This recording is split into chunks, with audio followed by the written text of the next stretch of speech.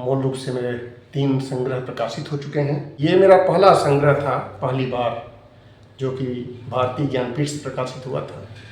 और इसमें चूँकि मेरा पहला संग्रह था, पहले कदम के रूप में था, कई चीज़ों को हम पहली बार किस तरह से अनुभूत करते हैं, कुल मिलाकर के ये बात इस कविता के माध्यम से या इसमें संचित कविताओं के माध्यम से हमने सामने रखने का प्रयास किया था। दूसरा मेरा संग्रह छपा 2013 में, दक्षिण का भी अपना पूरब होता है। और यह मूलतः उन वंचित लोगों के बारे में इस संग्रह में बातें थीं जो हमारे सामने रहते हैं, लेकिन सामने रहते हुए भी एक तरह से वो पर्दे के पीछे रहते हैं। पर्दे के पीछे ही नहीं बल्कि उपेक्षित जीवन व्यतीत करते हैं, जबकि हम सब की ज़िंदगी को बेहतर बनाने में उनका एक बहुत बड़ा हाथ होता है।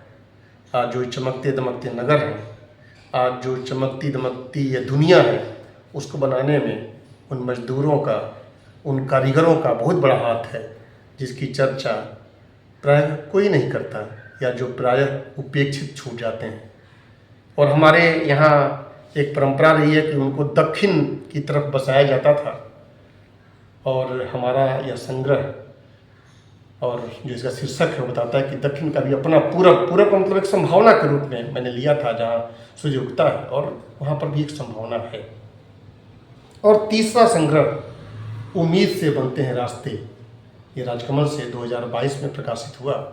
और मूलतः इस संग्रह में हमने उन उम्मीदों की बात की थी जो दिन ब दिन नष्ट होती जा रही हैं।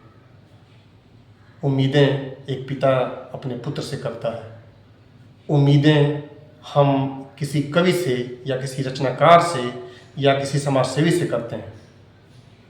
लेकिन हमारी उम्मीदों को तब ठेस लगती है जब हम पाते हैं कि हम जिस कवि को जानते हैं वो तो किसी NGO से जुड़ करके और अथाह कमाई कर रहा है, या वो तो उसी शोषण में किसी कहीं ना कहीं संलग्न है जिसके खिलाफ उसकी कविताओं में बात होती है। और कुल मिलाकर आपको बात कहें तो हम ये कविताएं इसलिए प्रभावी नहीं हो पाती हैं कि हमारा जो जीवन है और जो हमारा सिद्धांत है उसमें फाँक होता है। मेरी कोशिश हमेशा रही है कि उस फाँक को दूर किया जाए और कविता जैसा जीवन अपने कवि के रूप में भी जिया जाए।